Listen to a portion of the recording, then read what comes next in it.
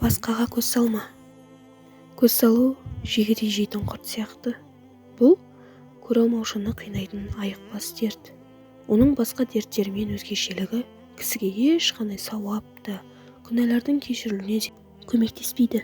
Көре алмаушылық дос келбетіндегі дұшпан деп дұрыс айтылған.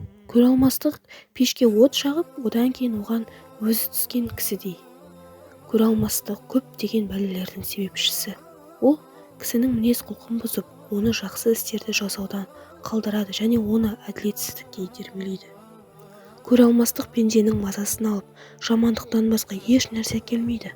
Сондай-ақ көре алмайтын кісіні жаратқанның тағдырына қарсы шығады. Өйткені ол басқа біреудің жаратқан, сыйлаған жақсылықтан құр қалғанын қалайды. Кей кездері көре алмастық өсек аяңға себеп болып қалады. Жұрт біреуді сүйіп, біреуді мақтаса, қызғаншақ кісі оған іштарлық қылады да, оның қадірін түсіру үшін қаралай бастайды. Көре алмастық кісінің жүрегін қарайтып, өзін бақытсыз қылады. Өйткені ол көре алмаған кісіні оған берілген жақсылықтардан айырылғанын ғана қалап тынышталады. Көре алмас кісі басқалардың бақытсыздығын көріп бақытты болады. Енді осыны бақыттылық деп айтуға бола ма?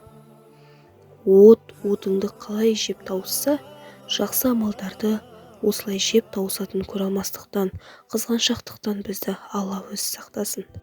Оқырмандарым, біреуге көз салу, яғни біреудің тағдырына көз салу, оны көре алмаушылық өте үлкен, адамның жанына кірген қасірет болады. Сондықтан бәріміздің бақытты болуымызды, жүрегіміздің тыныштықта өмір сүру үшін басқа адамның тағдырына риза болу керек.